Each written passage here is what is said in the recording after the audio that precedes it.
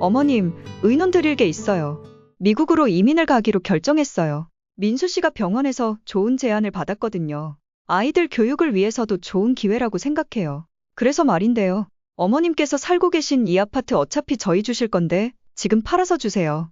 이민 자금을 마련해야 해서요. 재산 미리 주신다고 생각하시면 간단해요. 갑자기 무슨 이민이야? 미경아, 이 집은 너희 아버지와 내가 함께 일구고 살아온 곳이야. 어머님, 저희는 미국에서 살 예정이니 이 집이 필요 없어요. 지금 당장 현금이 필요한 상황이에요. 어차피 어머님 혼자 큰 집에서 사실 필요 없잖아요. 뭐라고?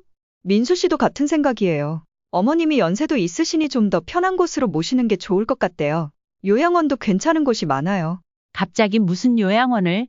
어머님, 너무 감정적으로 생각하지 마세요. 이건 서로에게 좋은 결정이에요. 저희는 이민 자금을 마련할 수 있고, 어머님은 더 편하게 지내실 수 있어요. 미연아, 이게 무슨 의논이니? 결정은 너희들이 다 하고 나에게 통보하는 것 같네. 오늘의 사연 속 주인공은 김정숙님과 그녀의 아들딸, 며느리에 관한 이야기입니다. 시작하기 전 이 채널이 처음이시라면 구독과 좋아요를 눌러주세요. 알림 설정까지 해두시면 매주 업로드되는 영상을 먼저 만나보실 수 있습니다. 저는 서울에 사는 올해 74살 김정숙이라고 합니다. 제 인생에서 가장 큰 후회와 아픔에 대해 이야기하려고 합니다. 자식을 위한 희생은 아름답지만 자신을 잃어버리면 안 됩니다. 우리는 누군가의 부모이기 전에 한 사람입니다. 이 깨달음은 제가 겪은 모든 아픔과 고통을 통해 얻은 값진 선물이었습니다. 서울 작은 아파트에서 시작된 저희 부부의 이야기는 누구나 꿈꾸는 평범한 행복을 향해 달려가는 과정이었습니다. 남편과 저는 모두 시골 출신으로 도시에서 새 삶을 시작했습니다. 아이들이 태어나던 날 저희는 맹세했습니다. 우리 아이들은 절대 우리처럼 고생하지 않게 해주자. 그 약속을 지키기 위해 저희는 모든 것을 바쳤습니다. 남편은 건설 현장에서 일했고 저는 식당에서 일했습니다. 비가 오나 눈이 오나 쉬지 않고 일했습니다. 그렇게 시간이 흘렀습니다. 큰아들이 고등학교에 들어갔을 때 의사가 되고 싶다고 했습니다. 남편과 저는 서로를 바라보며 미소 지었습니다. 비록 그것이 얼마나 큰 비용이 들지 알고 있었지만 저희는 아들의 꿈을 응원했습니다. 딸 수연이도 뒤이어 대학을 가고 싶다고 했습니다. 법학과에 가고 싶다고 했습니다. 그때 남편은 이미 허리 디스크로 고생하고 있었습니다. 저도 관절염이 심해져 시장일이 점점 힘들어지고 있었습니다. 하지만 저희는 절대 아이들 앞에서 힘든 내색을 하지 않았습니다. 결국 저희는 집을 담보로 대출을 받아 아이들의 대학 등록금을 마련했습니다. 아이들이 공부하는 모습을 볼 때면 그 모든 것이 가치 있다고 느꼈습니다. 남편은 아이들이 졸업할 때까지 버티지 못했습니다. 과로와 스트레스로 인한 심장마비로 갑자기 세상을 떠났습니다. 남편이 떠난 후 아이들은 대학을 졸업하고 각자의 길을 걷기 시작했습니다. 민수는 대학병원 외과 의사가 되었고 수연이는 대형 로펌의 변호사가 되었습니다. 그들은 모두 결혼하여 자신의 가정을 꾸렸습니다. 제가 그토록 바라던 모습이었습니다. 그러나 그때부터 아이들과의 거리가 조금씩 멀어지기 시작했습니다. 처음에는 바쁘다는 이유로 연락이 뜸해졌습니다. 나중에는 명절에도 얼굴 보기가 힘들어졌습니다. 제 마음 한구석에는 작은 그림자가 드리우기 시작했습니다. 이것이 바로 제가 그토록 꿈꾸던 행복한 노후의 모습인지 의문이 들기 시작했습니다. 제 생일이었던 어느 날 저녁 식사를 준비했습니다.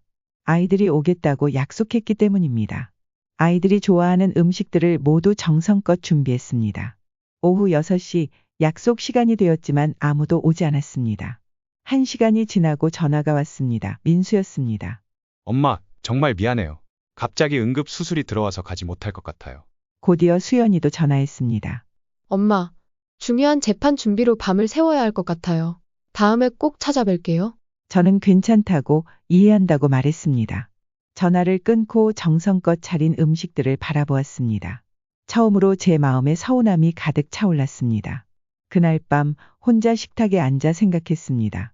남편이 살아있었다면 적어도 둘이서 마주 앉아 먹었을 텐데.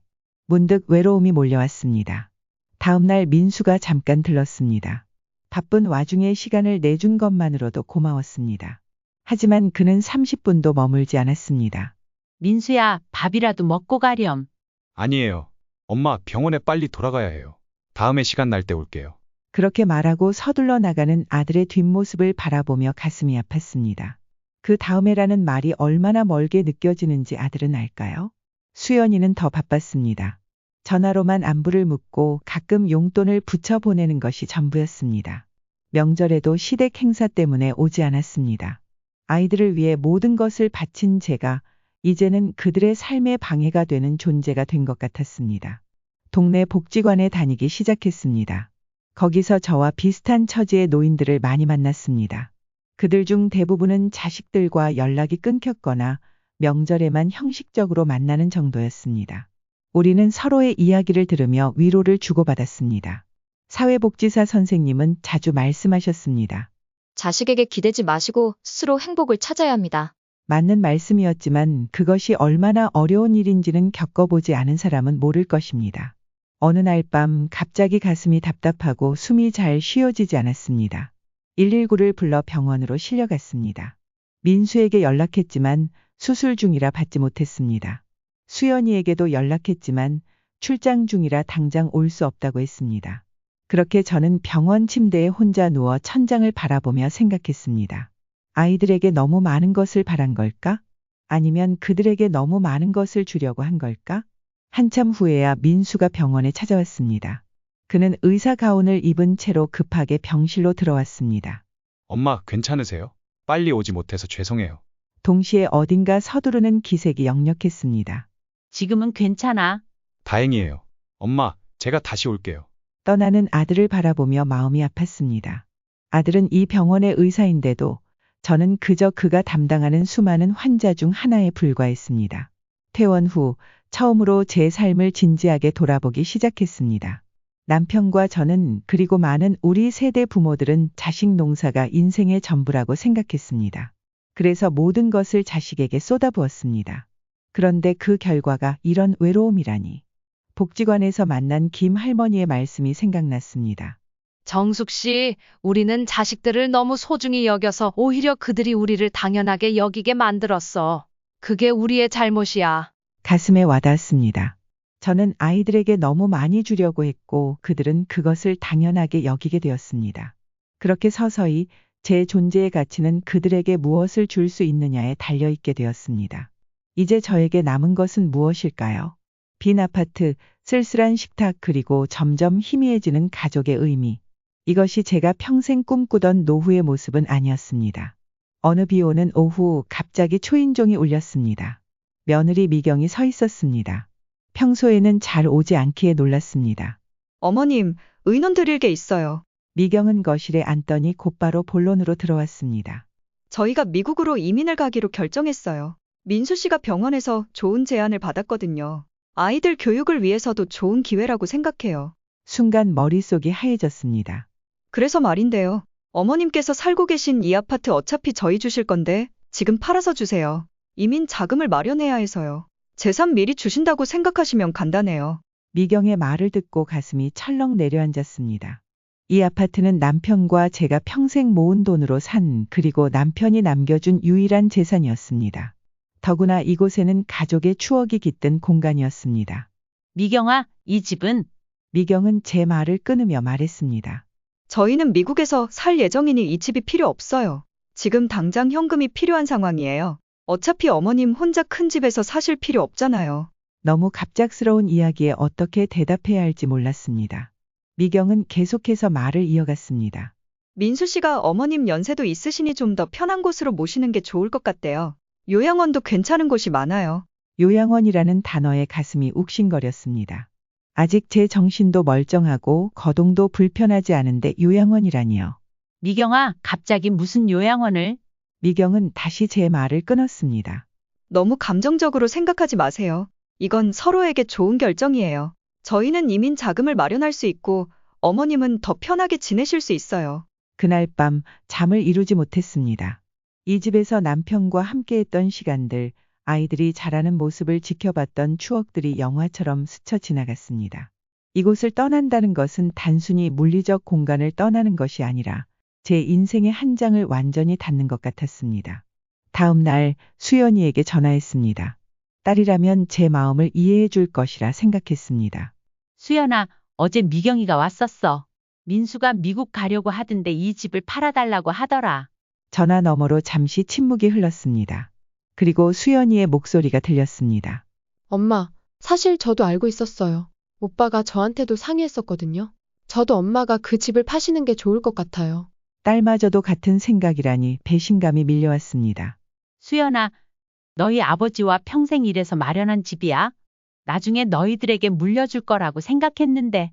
오빠는 미국 가려면 지금 돈이 필요하고, 저도 사실 지금 개인 사무실 내려고 자금이 필요한 상황이에요. 엄마가 지금 그 집에 계시면 저희는 상속받을 때까지 기다려야 하잖아요. 딸의 말에 충격을 받았습니다. 그렇게 말하는 수연이의 목소리는 차갑고 비즈니스적이었습니다. 엄마, 저희도 각자의 삶이 있고, 이제는 현실적으로 생각하셔야 해요. 그 집을 지금 파시면 남은 돈으로 편하게 노후를 보내실 수도 있잖아요. 전화를 끊고 한동안 멍하니 앉아 있었습니다. 제가 키워낸 아이들이 이런 대우를 한다니 너무 아팠습니다. 일주일 후 민수가 찾아왔습니다. 그는 미경이보다는 조금 더 부드럽게 접근했지만 내용은 같았습니다. 엄마, 이건 저희 가족의 미래를 위한 결정이에요. 민수야, 엄마가 너희들 키우려고 얼마나 고생했는지 알아? 너 의대 보내려고 아버지랑 내가 어떻게 살았는데. 그의 표정은 단호해졌습니다. 엄마, 저도 알아요. 정말 감사해요. 하지만 이제는 제 아이들을 위해 결정해야 할 때예요. 엄마도 예전에 저희를 위해 결정하셨던 것처럼요. 그 말에 할 말을 잃었습니다. 민수는 제 침묵을 동의로 받아들였는지 이어서 말했습니다. 다음 주에 부동산 중개사를 데려올게요. 빨리 매매 절차를 시작하면 좋겠어요. 모든 일이 너무 빠르게 진행되었습니다. 제 의사는 중요하지 않은 것 같았습니다. 아이들은 이미 결정한 듯 했습니다. 문득 예전에 복지관에서 만났던 박할아버지의 말씀이 생각났습니다. 자식들에게 모든 걸 주면 안 돼요. 그러면 그들은 당신이 가진 것만 보고 당신 자체는 보지 않게 됩니다. 그제서야 그 말씀의 의미를 진정으로 이해했습니다. 저는 아이들에게 너무 많은 것을 주려고만 했고 그들은 제가 줄 수 있는 것들에만 가치를 두게 된 것입니다. 이제 제가 더 이상 줄 것이 없어지면 그들에게 저는 짐이 되어버릴 것 같았습니다. 그날 밤 남편의 사진을 보며 오랫동안 울었습니다. 다음 날 아침 복지관으로 향했습니다. 복지관 상담실에 김 선생님을 찾아갔습니다. 지금 필요한 건 단순히 집을 지키는 것이 아니라 정숙님 자신의 삶을 세우는 거예요. 그렇게 김 선생님의 도움으로 제 삶을 다시 설계하기 시작했습니다. 집으로 돌아오니 사람들이 집 안을 둘러보고 있었습니다. 가슴이 철렁 내려앉았습니다. 이게 무슨 일이죠? 안내하던 부동산 중개사가 당황한 표정으로 대답했습니다. 김민수님 어머니시죠? 오늘 집을 보여주기로 약속했어요. 누구와 약속했다는 거죠? 이 집은 제 소유입니다. 제가 동의하지 않았어요. 그때 안쪽에서 미경이 나왔습니다. 그녀는 제 모습에 깜짝 놀란 듯했지만 이내 표정을 가다듬었습니다. 어머님, 벌써 오셨어요? 저희가 집을 좀 둘러보고 있었어요. 다음 주에 매매 계약을 할 것 같아서. 분노가 치밀어 올랐습니다. 미경아, 내가 언제 이 집을 판다고 했니? 이게 무슨 짓이야? 미경은 잠시 당황했지만 곧 냉정한 목소리로 말했습니다. 어머님, 민수 씨가 다 얘기했다고 했는데요. 어머님이 동의하셨다고. 그런 적 없다. 당장 이 사람들을 내보내렴. 그 소리에 구경하던 사람들이 불편한 기색으로 자리를 떠났습니다. 집 안으로 들어와 보니 이미 제 소지품 일부가 박스에 포장되어 있었습니다. 이게 다 뭐니? 목소리가 떨렸습니다. 어머님, 이사 준비를 미리 해드리려고 했어요. 요양원도 다 알아봤어요. 누가 그런 결정을 했다는 거야? 내가 동의한 적 없어. 미경의 표정이 굳어졌습니다. 어머님, 민수 씨 이미 미국 병원과 계약했고 아이들 학교도 정해졌어요. 이 집을 팔지 않으면 저희가 어떻게 이민을 갈 수 있겠어요? 그때 현관문이 열리며 민수가 들어왔습니다. 그는 제 표정을 보고 상황을 눈치챘는지 불편한 기색이 역력했습니다. 엄마, 이렇게 일찍 오실 줄은 몰랐어요. 민수야, 이게 다 무슨 일이니? 내가 언제 집을 판다고 했어? 언제 요양원에 간다고 했어? 민수는 잠시 말을 잇지 못했습니다. 엄마, 진정하세요. 엄마를 위한 결정이에요. 이 큰 집 혼자 관리하기 힘드실 거고 저희가 미국 가면 더 외로우실 텐데 요양원에 가시면 또래분들도 만나고 편하게 지내실 수 있잖아요. 그런 결정은 내가 하는 거야. 내가 아니라. 민수의 표정이 점점 차가워졌습니다. 엄마, 솔직히 말할게요. 저희는 이민 자금이 필요해요. 이 집을 팔지 않으면 저희 계획이 모두 물거품이 됩니다. 엄마가 평생 저희를 위해 사셨다면 이번에도 저희를 도와주셔야 하지 않을까요? 그 말에 가슴이 무너져 내렸습니다. 그래서 내 동의도 없이 이런 일을 벌인 거니? 내 집을 몰래 팔아치우려고? 엄마가 반대하실 걸 알았으니까요. 하지만 이건 이미 결정된 일이에요. 다음 주면 미국 갑니다. 엄마는 요양원으로 가시면 돼요. 이미 예약도 했어요. 순간 어지러움이 몰려왔습니다. 내 의사는 전혀 고려하지 않고 내 인생을 좌지우지하려 한다니. 나가? 당장 나가렴. 민수가 놀란 표정을 지었습니다. 엄마, 왜 그러세요? 내 말 못 들었어. 당장 나가라고. 이 집은 내 집이야. 엄마, 진정하세요. 건강에 안 좋아요. 내 건강은 내가 알아서 할 테니까 일단 돌아가. 민수는 믿기지 않는다는 표정으로 저를 바라보았습니다. 그리고는 한숨을 쉬며 집을 나갔습니다. 문이 닫히자마자 온몸에서 힘이 빠졌습니다. 소파에 주저앉아 한동안 울었습니다. 제 인생이 이렇게 될 줄은 몰랐습니다. 자식들에게 버림받고 집까지 빼앗길 위기에 처하다니. 그날 밤 한숨도 자지 못했습니다. 아침이 되자 결심했습니다. 이대로는 안 된다고. 저를 지켜야 한다고. 다음 날 복지관을 찾아 김 선생님께 상황을 말씀드렸습니다. 이야기를 들으시고는 심각한 표정으로 말씀하셨습니다. 자녀분들이 정숙님의 동의 없이 그런 일을 벌이다니 너무하셨네요. 그날 오후 수연이가 화가 난 목소리로 전화했습니다. 엄마, 왜 이러세요? 오빠가 얼마나 상처받았는지 아세요? 수연아, 너희가 내 동의도 없이 내 집을 팔려고 했어? 이건 잘못된 일이야.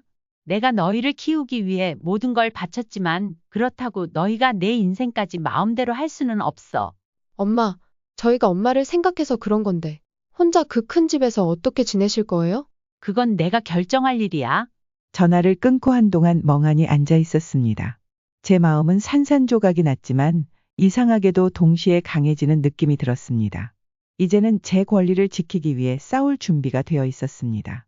다음 날 오후 민수가 찾아왔습니다.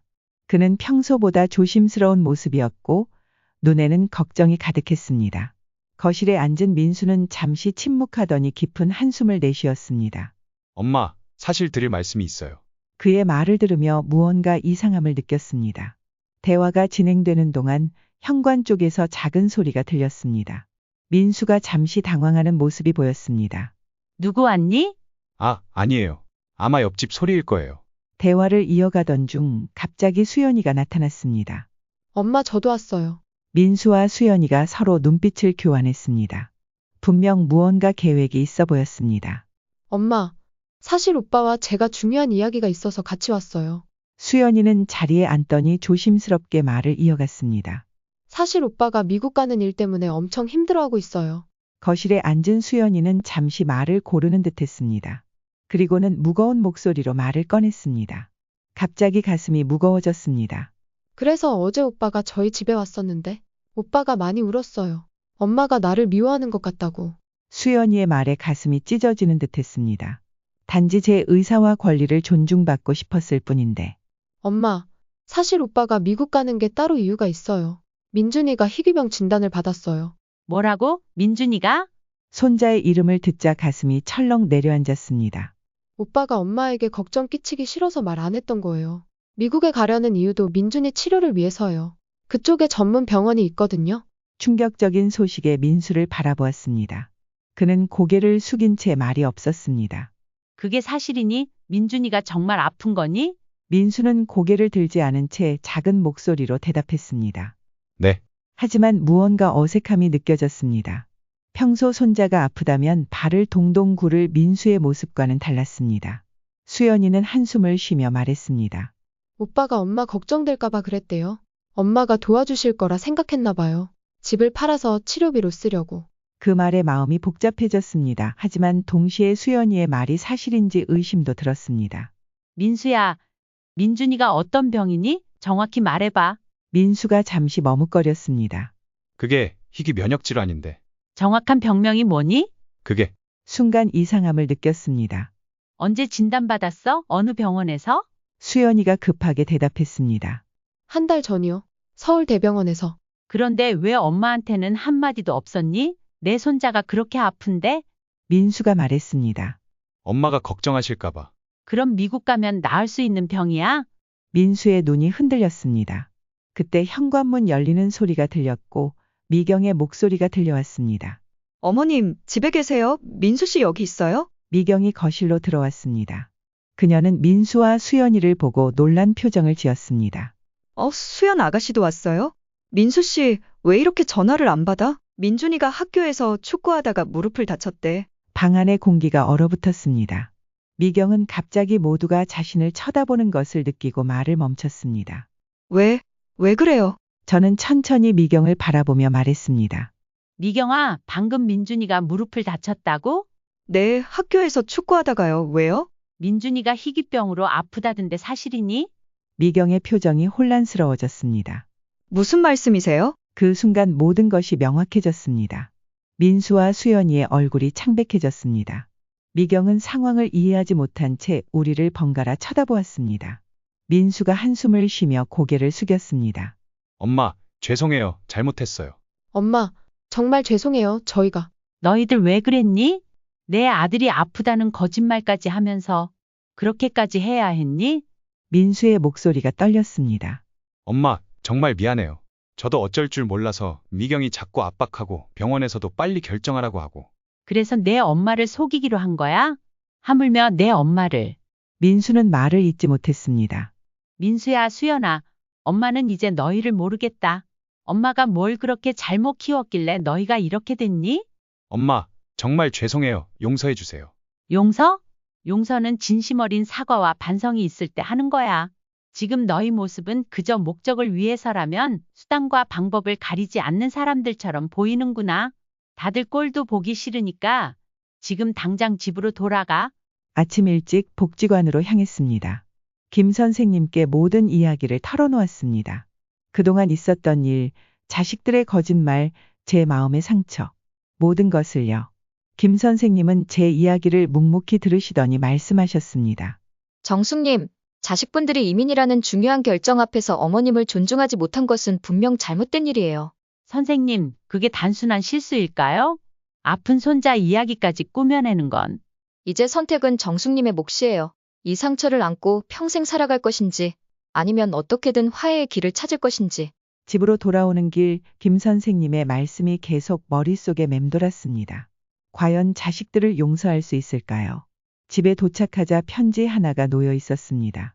열어보니 민수가 어릴 적 그렸던 그림과 편지가 들어 있었습니다. 엄마, 제가 어릴 때 그렸던 그림들을 찾았어요. 엄마는 이것들을 항상 소중히 간직하셨죠. 저는 이제 엄마의 그 마음을 이해할 것 같아요. 엄마의 사랑이 얼마나 크고 깊은지를. 상처를 드려 정말 죄송합니다. 그 편지를 읽으며 눈물이 흘렀습니다.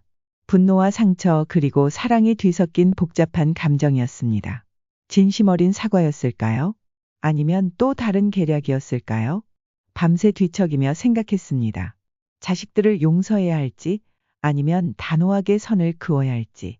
아침이 밝아오고 마침내 결심했습니다. 아침 일찍 전화를 걸었습니다. 민수의 목소리는 잠에 취한 듯했습니다. 여보세요? 민수야, 엄마야. 오늘 시간 있니? 엄마 좀 만나자. 잠시 침묵이 흐른 후 민수가 조심스럽게 대답했습니다.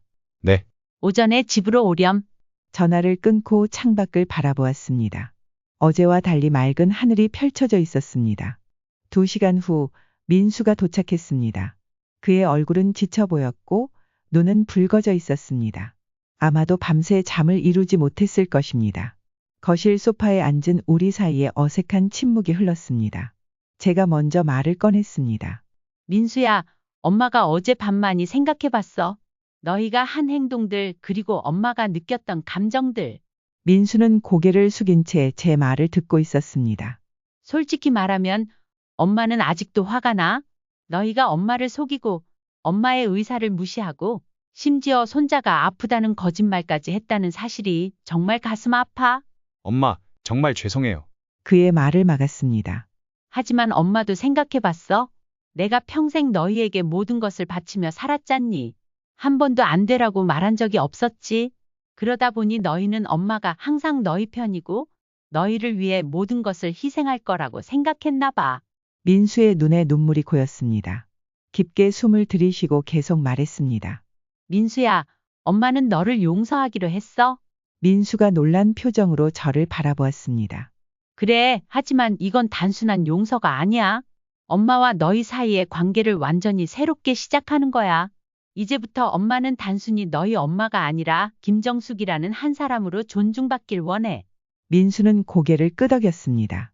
그리고 집 문제에 대해서는 엄마가 결정했어. 이 집은 팔지 않아. 여기는 엄마의 삶이 담긴 곳이야.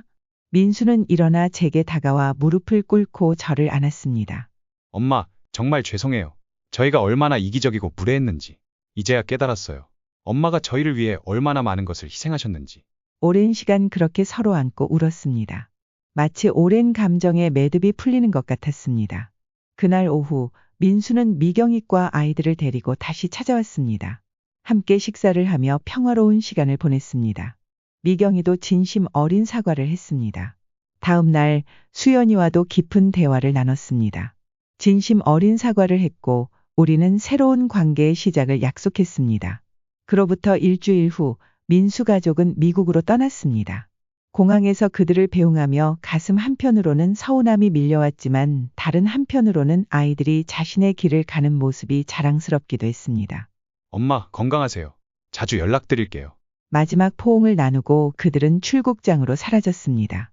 혼자 돌아오는 차 안에서 울컥하는 마음이 들었지만 이상하게도 평화로웠습니다. 이제 모든 것이 제자리를 찾아가는 듯했습니다. 집에 돌아온 저는 남편의 사진을 바라보며 미소 지었습니다. 여보, 우리 아이들이 이제 정말 다 컸어요. 조금 돌아가긴 했지만 결국 좋은 방향으로 정리가 됐어요. 시간이 흐르며 저는 점점 더 제 자신을 발견해 갔습니다. 젊은 시절에는 아내로, 그 후에는 엄마로만 살았던 저는 이제 김정숙이라는 한 인간으로 살아가는 법을 배우고 있었습니다. 저는 복지관에서 노년의 자아 찾기라는 소모임을 시작했습니다. 저와 비슷한 경험을 한 어르신들과 함께 서로의 이야기를 나누고 함께 새로운 삶을 계획하는 모임이었습니다. 그 모임에서 저는 자주 말했습니다. 자식을 위한 희생은 아름답지만 자신을 잃어버리면 안 됩니다.